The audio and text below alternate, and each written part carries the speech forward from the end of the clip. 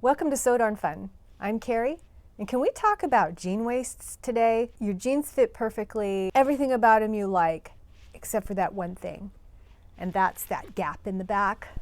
You know what I'm talking about, this flap here that kind of pulls away, forms this little cup that's just inviting people to drop marbles in it or something. Not comfortable, doesn't feel secure. You could wear a belt to hold everything in, but sometimes that's restrictive. We're going to discuss a couple ways that you can fix that, but I'm going to show you my favorite way. Keep watching.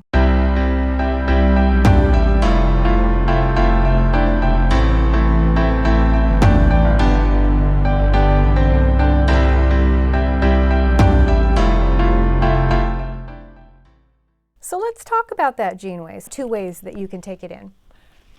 We'll talk about the pros and cons of each one as I see it, and you can weigh out what you think will be the best method for you to use. The first method is the center back seam. That's straight down here. There's some things to take into consideration when you do that, and the first one is the pockets. How close are those pockets to begin with? Will taking it in the amount that you need to take it in put them too close? If so, then you might need to go to the other method or spread both of those methods over the entire pair. I've done that when I've had to take in amounts of like 4 inches. It's better to spread it out. Pros would be that it's just one seam and it's less time. If you have a client, it's less of your time that you have to charge them for, and it's just one seam. And if you can do it in one seam, then why not? One of the other good things is that it addresses the issue where it's at, and it's usually at the center back, and helps it to hug the lower back a little bit better than if you were to take it in on the side seams. Cons with this method is that you do have to remove a belt loop and replace it. You do have to do top stitching in matching color and be accurate with that top stitching. And another one might be the fading of the dye, which you have to take into consideration, because when you take that in, any fading that was already there that a lot of people like will go away and won't come back until after it's been washed many times. And if the jeans are really light colored, then it really might never actually come back. But if they're dark, the fading will happen and it'll eventually start to match. Side seams. Pros are that usually there's no belt loop that get right in the way, and that's always nice. There's no seams that any fading's really going to be noticeable, like a center back seam. People might be more conscious of the center back seam, the fading being different. Side seams people won't notice. The cons to the side seams are that there's 2 side seams, and that's more time, 2 seams to get into, potentially costing a client more money, more of my time. Also, there's usually this little rivet here on the pocket that gets in the way. You can't stitch over that rivet, obviously. So when you take off the waistband and you're taking in the sides, you have to take all of the fullness from the back. And if your pockets are coming too close to the sides, then that might not be a good area to take extra fabric. Plus, it'll kind of set that seam at an angle. It won't be straight up the leg anymore. It will kind of come up and then angle toward the back a little bit, and that might bother some people. Maybe it won't others. The top stitching isn't as big of a deal on the side seams. It's just one row of top stitching. It stops at the bottom of the pocket where there's some zigzags. So there's pros and cons to both. Today I'm going to show you the center back seam method. That is what I prefer to use because of all the things that I've stated. Enough of my chatter. Let's get to the table. The first thing we need to do when we do this kind of alteration is we have to deconstruct. We do need to take off the belt loop, which means picking out those zigzag stitches. We're going to ignore this tear right here. These jeans were altered by somebody who put elastic in the back and she just cut some holes in the inside. So we're just going to kind of ignore all that stuff. So first we're going to take off this belt loop. Then we've got to pluck out some of the seaming here on the waistband. Then we do take out the top stitching because we need to take the waistband in. In this pair of pants we need to take in a substantial amount. And then we have to taper this back part here. If we're lucky, these are chain stitch, and it looks like they are, so they'll come out easy. But let's get this belt loop. Sometimes I work from the front and the back, depending on which side I can see more easily.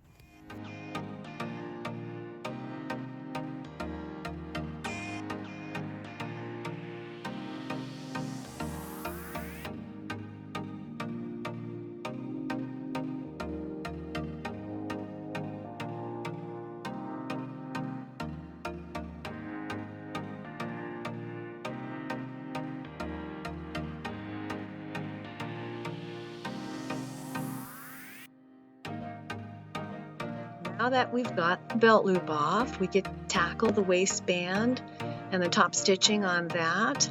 It's a chain stitch, so I pluck the beginning and ending points of both of those lines of stitching so that I don't rip out the thread too far. And once I find the end that pulls out, it only goes one way, I just rip it out.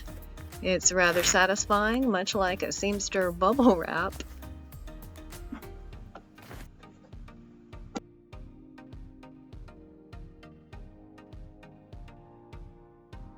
And we do that same process for the lines of stitching on the center back seam.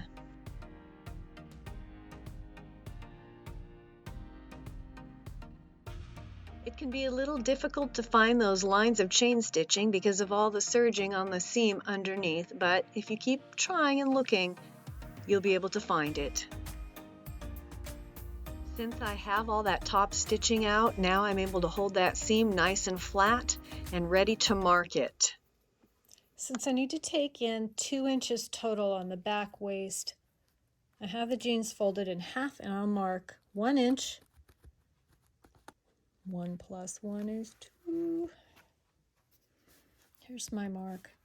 And then I'll take a curved ruler. You can freehand this or you can use a curved ruler. And I find that generally, so that we have a nice gradual curve, normally we need to go at least as low as the pockets so that we don't get a funny little pointy thing on the bum. We don't want a funny pointy thing on the bum.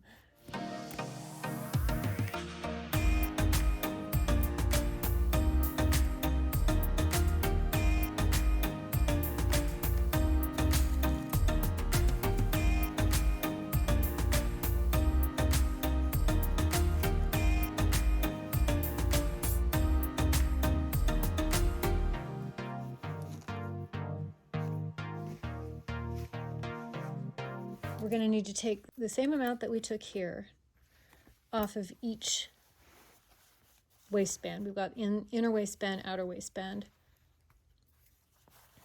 I'm going to cut these with some scissors right at the middle because we want our seam to go underneath that belt loop when we put it back on. So that slash will probably be swallowed up in the seam, but we're going to cut it right there. That way it will be easier to measure our points.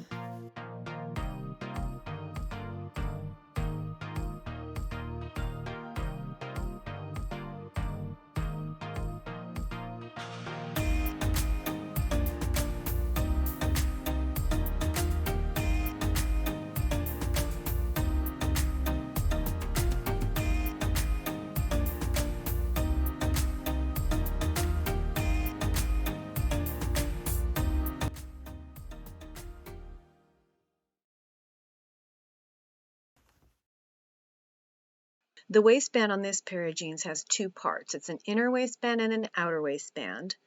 It is not sewn from the inside, but rather top stitched to hold the 2 pieces together. So as you saw me cut that waistband, we have to carefully pin them together and stitch both of them separately.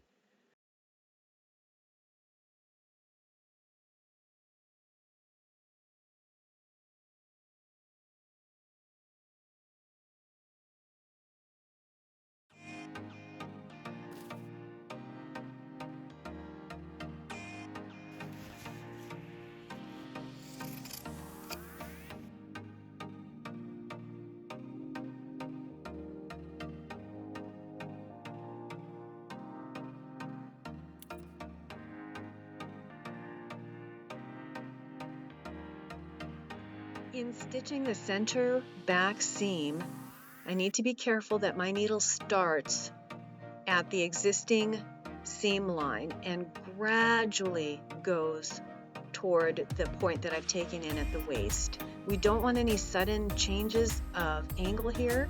We want it to be smooth. We don't want any funny shapes on the back of the bum. Also, we want to be careful when we reach the place where the yoke meets and there's thick seams there. We want to make sure that those yoke pieces match exactly so that on the outside it looks fine and normal. And Now I'm taking it to the serger to serge that center back seam. Stitching over the spot where all those seams come together at the yoke can be pretty thick, so sometimes that needs to be trimmed away so that the knife of the serger doesn't really have to cut it.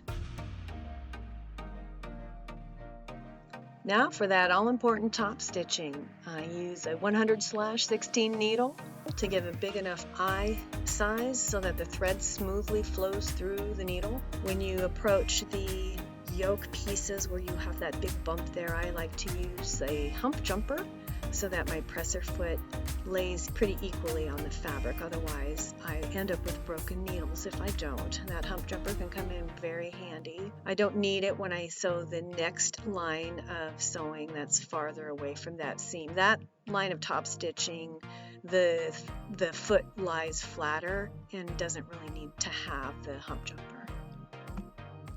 When I'm finished top stitching both rows, I don't backstitch and tie a knot that way. I pull both threads to the back side and I tie a square knot from the back.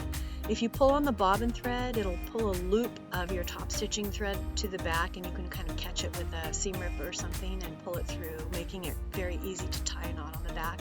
That way there's no extra thread on the top seam that just might look messy.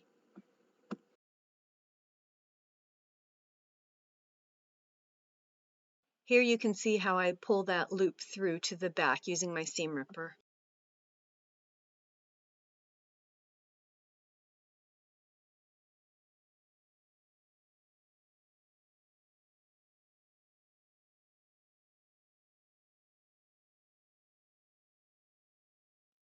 The waistband pieces are nicely pressed with the seam allowances going in. We're just going to kind of sandwich them together and top stitch.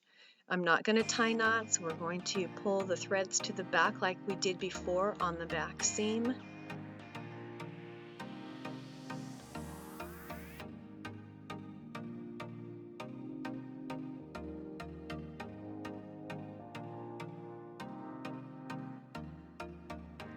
I like to make the inside of the waistband look a little bit more tidy, so after I pull both threads to the back side and tie them in a square knot, instead of clipping those threads, I'm going to run them between the waistband layers with a large-eyed needle and then clip them.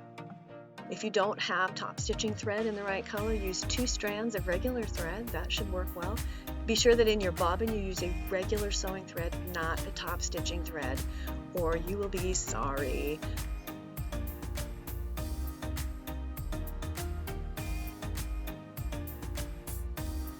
One of the trickiest parts of doing this alteration is putting the belt loop back on. You've got all these layers of seams that have come together here, and I'm really glad that our seam has fallen nicely exactly in the middle where this is going to pretty much cover it up. Belt loops can be a bit tricky, so be sure that you use your hump jumper to even out the level of your presser foot. I stitch it on first with a straight stitch. I do not use my backwards reverse stitch on my machine. I turn the whole thing around, otherwise there's tragedy that will surely happen if I try to go backwards. Then I zigzag after I straight stitch it down to make sure that it's in the right placement.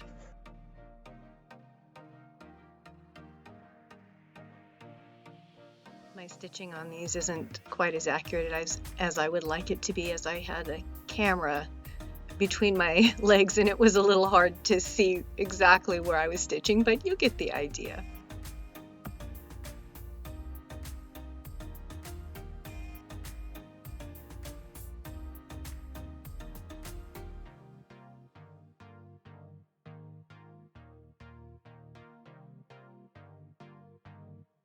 And here is the finished back of these pants. I point out the center back seam where you can see the fading sort of goes into the seam where we took it in. So there you have it. That'll do it for today. Thank you for joining me on So Darn Fun. Click like and subscribe if you found this video helpful. And if you didn't find it helpful, then click like and subscribe just to give me some encouragement. Thank you and see you next time.